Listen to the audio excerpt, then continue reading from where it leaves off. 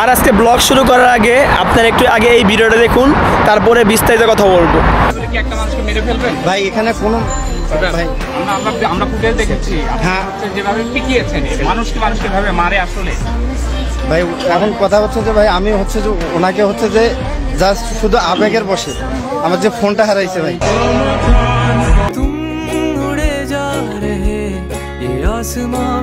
Hello guys, আসসালামু আলাইকুম। আশা করি সবাই ভালো আছেন আর আমিও ভালো আছি। আর নতুন ভিডিওতে আপনাকে স্বাগতম। তো যারা পেজটা এখনো ফলো করেন নাই তাতেই পেজটা ফলো করে দেন, তাহলে চলো নতুন ভিডিও শুরু করা যাক। আর আজকে ব্লগ শুরু করার আগে আপনারা একটু আগে এই ভিডিওটা দেখুন, তারপরে বিস্তারিত কথা বলবো। বাবা মারা গেছে রোড অ্যাক্সিডেন্টে 8 বছর আগে। 5 বছর আগে ওর মা মারা গেছে লিভার ক্যান্সারে। তারপর ছিল ওরা দুই ভাই। ওর ভাই হলো নাজিরপুরের থানার এসআই নাসির হোসেন। তখন উনি গত বছর মানে পহেলা রোজায় ধরা পড়ছে ক্যান্সার। উনি 15 রোজায় মারা গেছে। তো ওর ভাই মারা যাওয়ার পরে হইলো ও একদম রাস্তার উম্মত পাগল হয়ে গেছিল।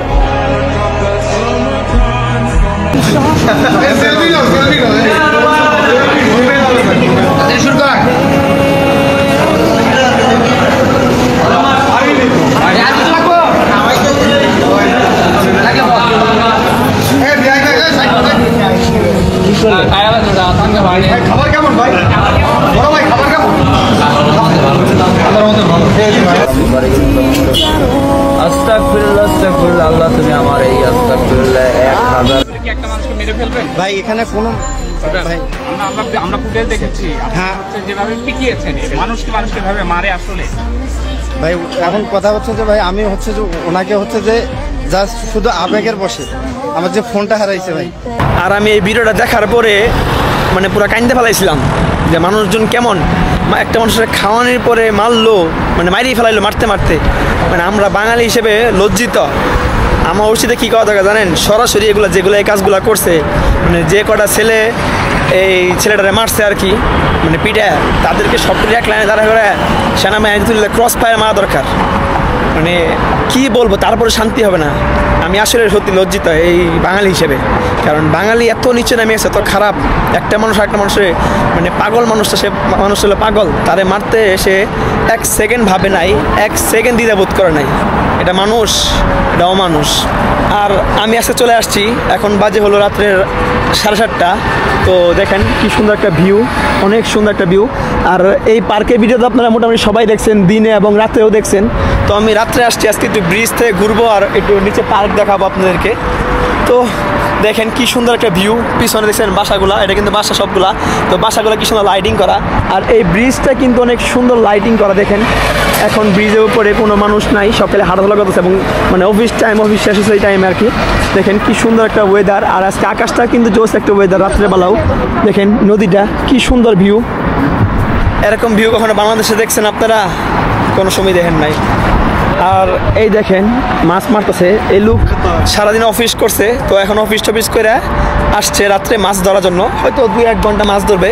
তো ব্রিজের উপর থেকে সরাসরি ছিপ ফেলেছে, কারণ দিনের বেলা এখানে ছিপ ফেলানো নিষেধ। তো রাত্রে আর কি মাছ মারা সবাই, তো এখানে মাছ মারতেছে। আমরা একটু ব্রিজের উপরে আসছি ঘোরার জন্য, কারণ রাত্রে ভিউটা অনেক সুন্দর। চাইনিজ রাত্রের ভিউটা জোস একটা ভিউ, তো এই জন্য আমি আর কি ঘোরার জন্য আসছি। তো বেশি কথা না, তাহলে চলেন আপনাদের ঘুরে ঘুরে দেখাই।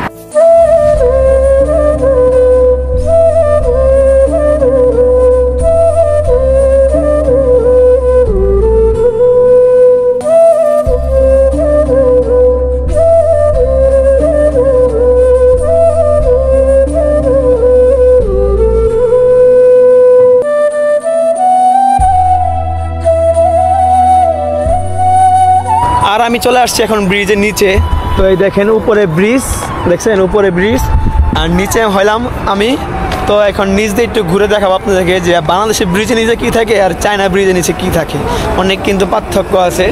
তো এই হইলো চায়না ব্রিজ, নিচে দেখছেন এখানে মানুষ জিম টিম করতেছে, ঘুরতেছে, মানে নিজের মতো সময় কাটাতেছে। আর বাংলাদেশের ব্রিজ হইলে এখানে খেলাধুলা চলতো, গাঞ্জার আড্ডা বসতো, মাদকের আড্ডা বসতো, আর কত কিছু হইতো। এটা আমার না, আপনারা কমেন্ট বক্সে বলে দেন কী হইতে পারতো।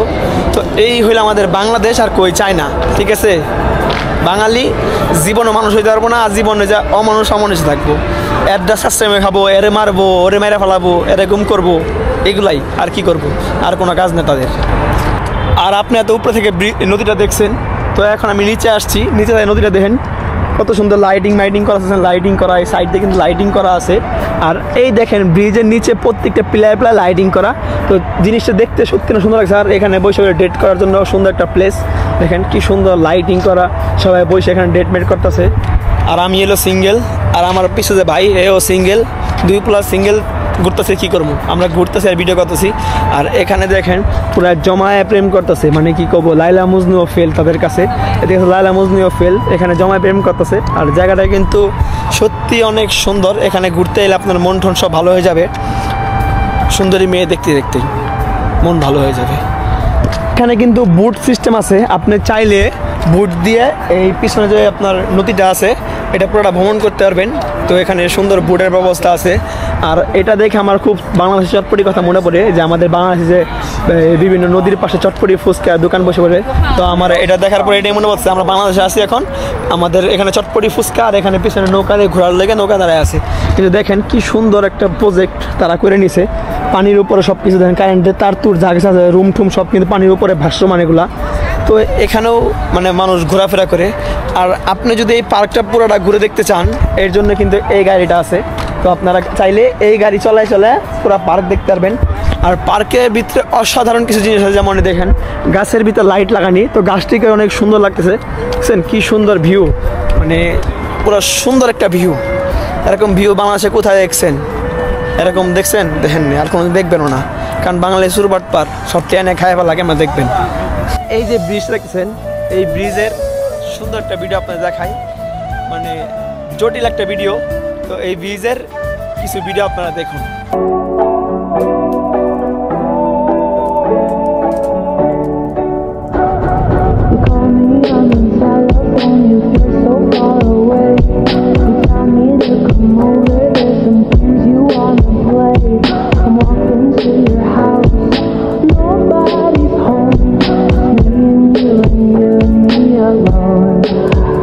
আর আমি ঘোরাঘুরি করে চলে আসছি এখন আমার বাসার সামনে। তো এই সামনে আমার বাসা, তো আমি এখানে চলে আসছি। আর আজকের এই ব্লগটা কেমন লাগছে সবাই কিন্তু কমেন্ট করতে ভুলবেন না। আর যারা যারা আমার ইউটিউব চ্যানেল এবং ফেসবুক পেজটা এখনও ফলো করেন নাই, তাড়াতাড়ি ফলো করে দেন। তো সবাই সুস্থ থাকবেন, ভালো থাকবেন, দেখা হবে নেক্সট কোনো ভিডিওতে। সবাইকে আল্লাহ হাফেজ।